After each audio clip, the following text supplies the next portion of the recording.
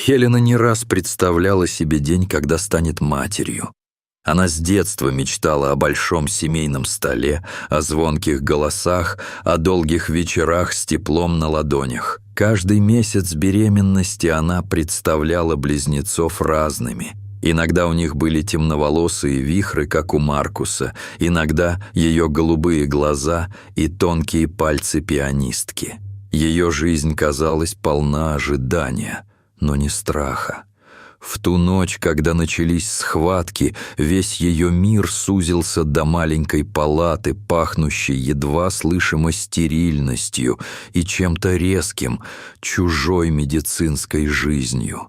Хелена судорожно сжимала в руках одеяло, почти пуская в него кровь ногтями, будто могла якориться в этом мире, удержаться здесь, а не провалиться в темноту. Персонал действовал быстро, но сдержанно. В их лицах читалась усталость, но и что-то еще. Чужой трепет в глазах медсестер, пониженные голоса, шепот за дверями и многозначительные взгляды врача, словно он решал что-то не только в отношении ее тела, но всей ее судьбы. Врач беспрестанно подходил к ней, колол препараты, объяснял, что все под контролем. «Это бывает», — тихо добавляла одна из медсестер, не поднимая на нее глаз. Хелена чувствовала что-то не так. Чрезмерная мягкость, напускное спокойствие, ощущение, будто слова попусту врезаются в воздух, не доходя до сути. Сердцебиение учащалось, страх пробирался к самой диафрагме, но никто не объяснял, что же происходит. Схватки сливались в одну бесконечную волну боли и ужаса. Маркус не отходил от нее, хотя казался чужим, воздушным, не принадлежащим этой реальности. Иногда он смотрел на часы, иногда в окно.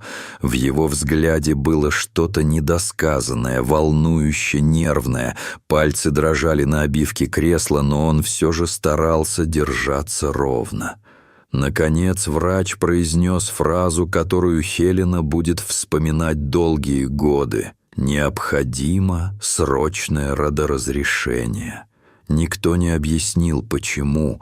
Причины словно спрессованы во что-то страшное и невыразимое словами. В комнате нарастало напряжение, шепоты стали еще тише, а ей самой вдруг стало холодно. Ноги леденели, будто изнутри вытягивали теплую жизненную нить. Потом наступила абсолютная тишина. Обычно после родов палату заполняет первый крик ребенка, но тут ничего. Только прерывистое дыхание врачей и стук ее собственного сердца. Все будто остановилось. Хелена впилась глазами в врача, но тот стоял неподвижно. Его лицо искажал намек на трагедию. Через мгновение кто-то осторожно, почти ритуально уложил на ее грудь сложенное полотенце. Не ребенка. Она не почувствовала ни веса, ни тепла близнецов. Палата казалась пустой, и от этого пустота наполняла все внутри нее. Доктор тихо произнес: «Я прошу прощения. Дети не выжили». Хелена не успела даже глотнуть воздух, не смогла увидеть своих малышей, не услышала их крика. Ощущение, что кто-то наглухо закрыл перед ней дверь, отрезал ее от мира настоящего, запер в серой клетке.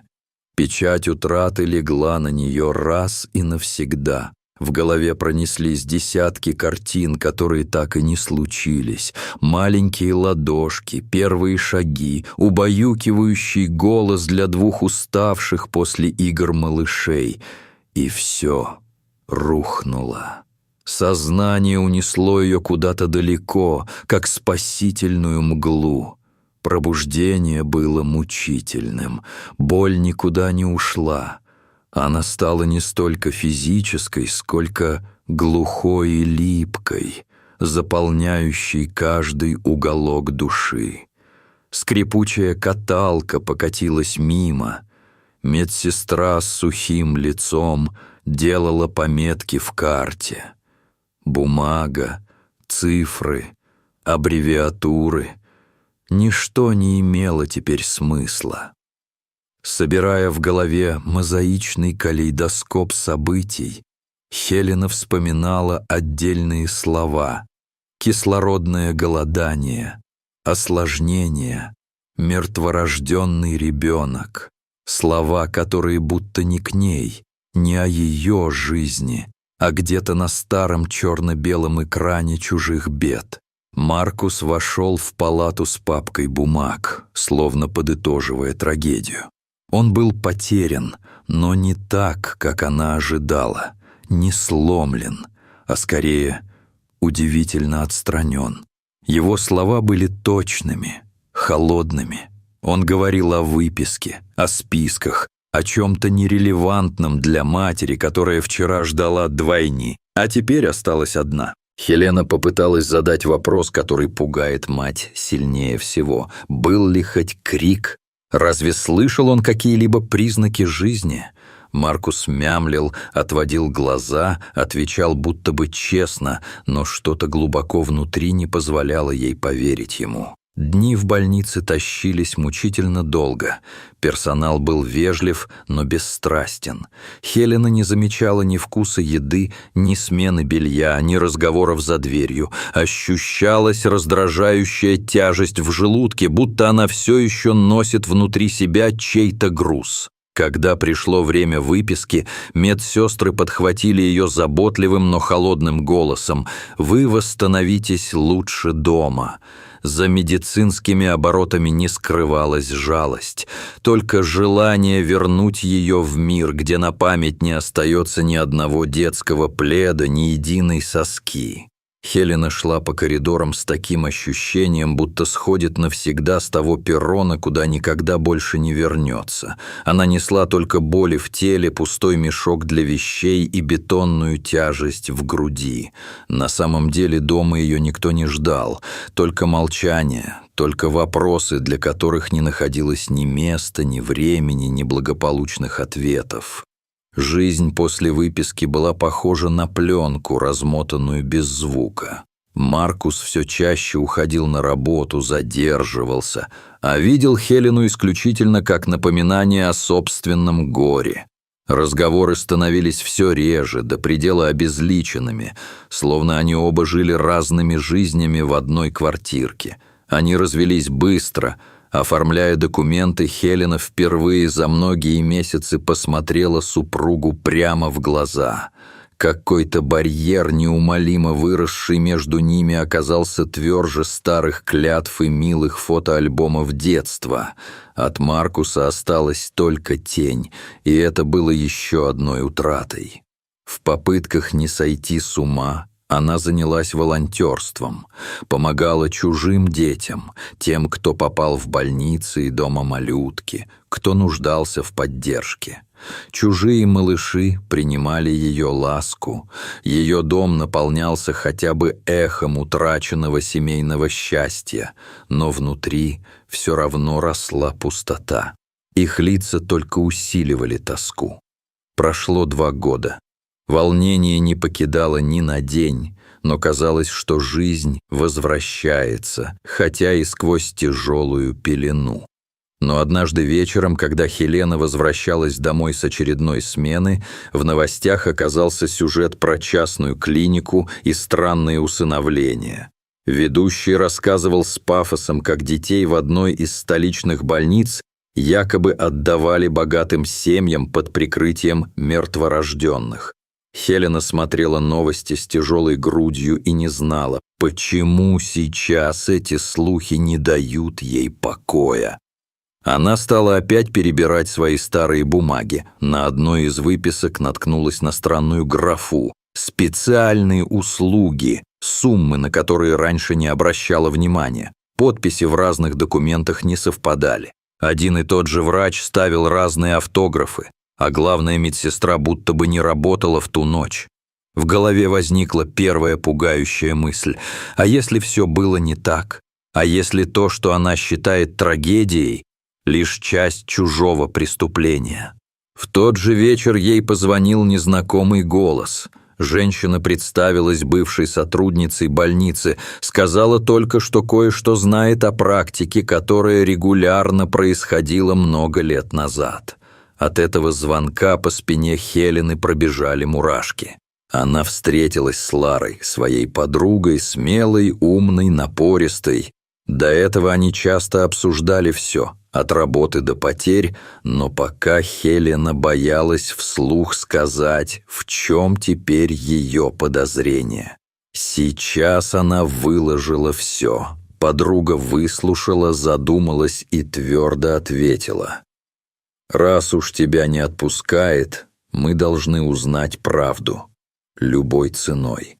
Они решили начать с больничных архивов. Официоз, запросы, ответы, даже мысль о том, чтобы нанять частного детектива. Хелена снова и снова просматривала выписки, искала несостыковки, звонки, имена. В больнице их встретили без особой радости. Клерки отвечали фразами из инструкции, неохотно пускали по коридорам. Она просидела час под глазами расписания. Позади нее шли какие-то суетливые тени, чужие шаги и голоса. Когда, наконец, ее вызвал старший администратор, Хелена попыталась рассказать, чего хочет. Она говорила о 2 погибших в той самой палате детях, умоляла быть откровенным. Большинство архивов старой больницы либо уничтожены при реорганизации, либо переведены в цифровой архив, ровно ответил администратор. То есть никаких записей не осталось? Моих детей не существовало для вас? Хелена ощущала, как слезы подкатывают к глазам. «Я понимаю вашу боль, но мы не в силах что-либо изменить». Хелена вышла из его кабинета с еще большим отчаянием, чем раньше. На лестнице ее остановила Анна, медсестра, которую она смутно помнила по избитой улыбке. «У меня есть одна знакомая, Клэр. Когда-то она вела архивы, работала здесь 10 лет назад. Найдите ее». Когда Хелена набралась смелости позвонить Клэр, неожиданно для себя она услышала массу подтверждений своим догадкам. Клэр говорила долго и с паузами, все время то всхлипывала, то будто вспоминала неприятные детали. «Я видела странные записи», — призналась бывшая клерк. «Были бумаги, которые отражали одно, а в реальности все выглядело иначе. Некоторые дети в документах отмечались как мертворожденные, а потом просто исчезали». Хелена дрожала, слушая рассказ о семье Блэквудов, появлявшихся в списках спонсоров, скупавших целые этажи больницы, устраивавших праздники, которые никто не мог проверить. Клэр шептала фамилию Блэквуд так, будто это имя было клеймом для всех в больнице. «Они могли делать все, что угодно», — говорила Клэр. «Иногда записи исчезали, иногда переписывались. Все, чтобы никто ничего не узнал». У Хелены стиснулось сердце. Теперь ее подозрения казались не безумием, а страшной реальностью. После телефонного разговора Лара была первой, кому она рассказала о своих открытиях. Подруга слушала и вытирала слезы рукавом. «Похоже, твои дети не единственные». Лара предложила отчаянный план — устроиться в дом Блэквудов под новым именем, получить работу прислуги, добыть документальные доказательства, а потом уже действовать с полицией. Все казалось безумием. Но другого пути просто не существовало. Дом Блэквудов возвышался за лабиринтом хвойных аллей, будто остров роскоши среди бытовой беспросветности города. Торжественные лестницы, мрамор, массивные колонны — все кричало о власти и контроле. Персонал принимал новых работников молча, с колючими взглядами и недоверием. Менеджер выдал ей темную униформу, Строго объяснил правила. Говорить поменьше, не задавать вопросов, держаться подальше от особых залов. Каждый ее шаг сопровождался тихими взглядами других слуг. Никто не доверял новичкам, но и не пытался особенно наладить контакт. Она заметила, сотрудники словно живут в страхе, стараются исчезнуть, не привлекать внимания. С первыми днями работы у Хелены началась маленькая война с собой. Ее задача — делать все идеально, ничем не выделяться, работать в тени.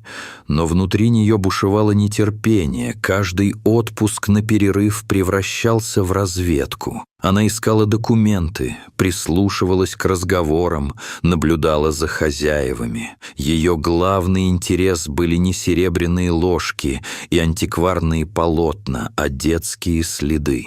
Однажды, убирая пыль в холле, она заметила след увеличенных подставок под велосипеды, увидела полустертую детскую игрушку в углу возле лестницы. Это было ничтожно мало, но это были ключи. Прошло несколько недель, прежде чем она впервые увидела детей. Это случилось в саду, где под утренним солнцем играли двое. Мальчик и девочка, лет 10, светловолосые, удивительно похожие друг на друга. Они избегали взгляда взрослых, двигались напряженно, не разговаривали ни с кем, кроме друг друга. Хелена почти не дышала, следя за ними издалека. В девочке что-то томительно напоминало ей саму себя в детстве. Склон головы, движение пальцев по волосам. Мальчик был чуть ниже ростом, серьезен и угрюм. Эти детали были бы ничем, если бы не раздирающее сердце ощущение.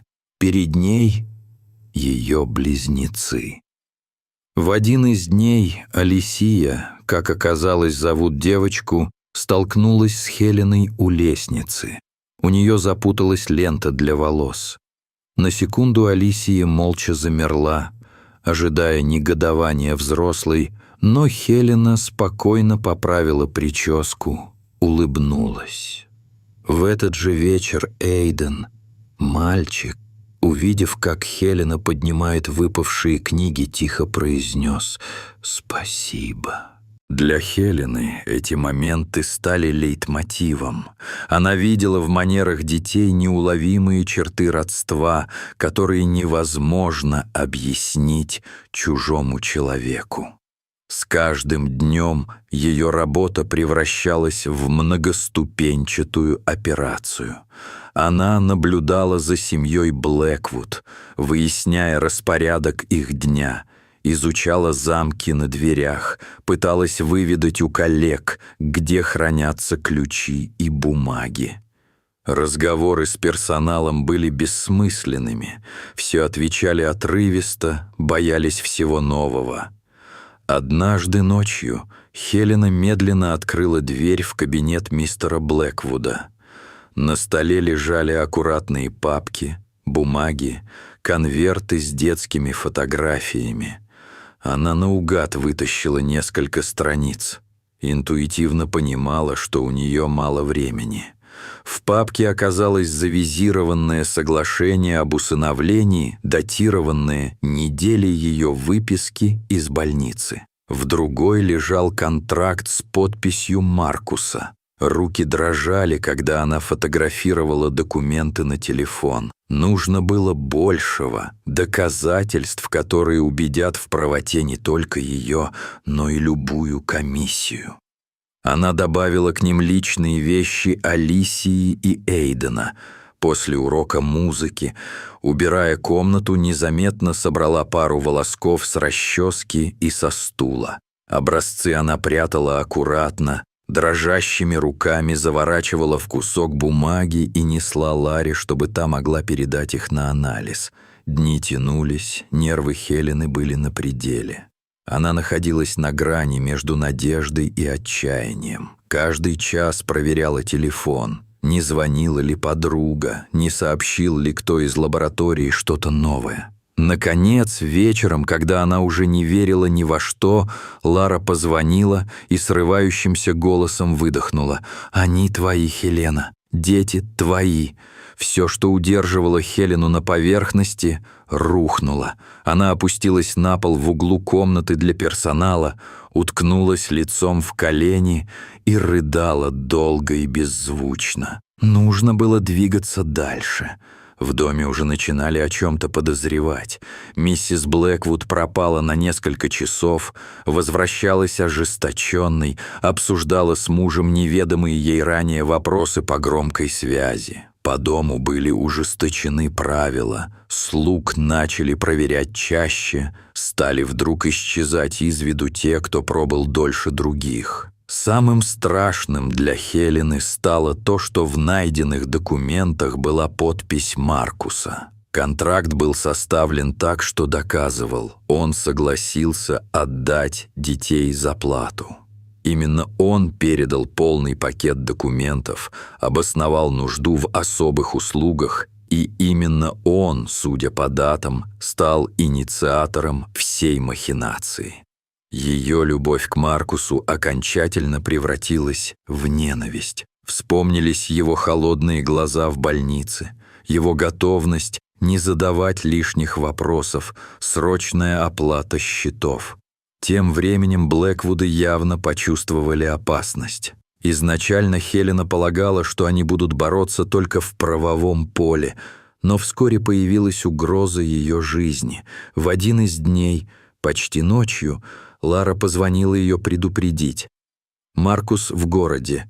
Его видели вместе с Блэквудами. Думаю, они что-то замышляют. Все случилось быстро. Вечером, возвращаясь от магазина, она почувствовала, как за ней следят. У подъезда ее догнал большой мужчина, схватил за руку, закрыл рот. Машина, темный мешок, неизвестность. Очнувшись, она поняла, что связано. В хижине пахло плесенью и страхом. Рядом стоял Маркус, сутулившись, не смея посмотреть ей в глаза. «Прости», — пробормотал он. «Я не хотел. Они сказали, что если ты не перестанешь...» Он признался в долгах, в страхе перед Блэквудами и попытался оправдаться, но она его уже не слышала. Все, что оставалось в ней — это страх за своих детей и неодолимая решимость уйти отсюда, чтобы их защитить. Лара вместе со своим другом Томасом, используя ее телефон, высчитала возможный маршрут и местоположение по сигналу. Они приехали в хижину под утро, когда охранники уже теряли бдительность. Перестрелка, борьба, и вот друзья Хелены уже вытаскивают ее, помогая сесть в машину. Они несли с собой документы и фото, все то, что за эти дни успели собрать. В участке их встретил детектив Альварес, открытый, внимательный полицейский. Он внимательно изучил бумаги, попросил описать каждую фотографию, каждый эпизод. Психологи зафиксировали степень травмы, и началась долгая, изнуряющая работа. Написание заявлений, сопоставление улик, оформление ордера на арест. Маркуса задержали первым. Рассыпался быстро. На допросе признал все: долги, взятки, давление, подделку подписей и смертельную сделку. Его показания передали в суд. Блэквудов задержали чуть позже. Полиция была осторожна, дом с охраной, адвокатами, но достаточно было одного звонка Альвареса, и вскоре на территорию въехали патрульные машины, всех вывели под камеры. Миссис Блэквуд сыпала обвинениями в адрес полиции, ее муж просто смотрел мрачно. Судебный процесс стал скандалом года, газеты писали о нем почти в каждом номере. В зале суда адвокаты Блэквудов пытались выставить Хелену сумасшедшей, обвиняли ее в подделке документов. Моника Грин, адвокат Хелены, настаивала на честности документов и приводила приводила независимых свидетелей. ДНК-экспертиза поставила точку. Дети – биологические близнецы Хелены. Вскоре судья выносит приговор. Блэквуды виновны в похищении, мошенничестве, участии в незаконной схеме усыновления. Маркус получает меньший, но все же реальный срок. На процессах по опеке социальные работники подробно рассказывали суду, как были найдены доказательства, описывали психологическое состояние детей. Аргументы защиты о невозможности внезапной смены среды никак не поколебали решение суда. Близнецов отдали на временную опеку Хелене. Первые дни с Эйденом и Алисией были самыми трудными. Они заходили в новую квартиру молча, с опаской озирались на каждую мелочь. Хелена не кричала, не обнимала их, как мечтала столько лет. Она была терпелива, водила по комнатам, давала время привыкнуть. По вечерам включала музыку детства и стояла в проходе, слушая, как Алисия тихо поет припев, знакомый с младенчества колыбельной. На городском фестивале Хелена в первый раз за долгие годы почувствовала счастье. Дети ели сладкую вату, ходили рядом, не держась за руки, пока Алисия вдруг не коснулась ее ладони. Тут же и Эйден едва заметным движением взял Хелену за вторую руку. Этот маленький жест стоил ей 10 лет ада и скитаний. Вечером на холме над городом они сели втроем на траву, слушая, как тихо шуршат деревья. Перед Хеленой больше не было бездны, была одна только надежда. Она пообещала себе и им. Их уже никто и никогда не сможет разлучить.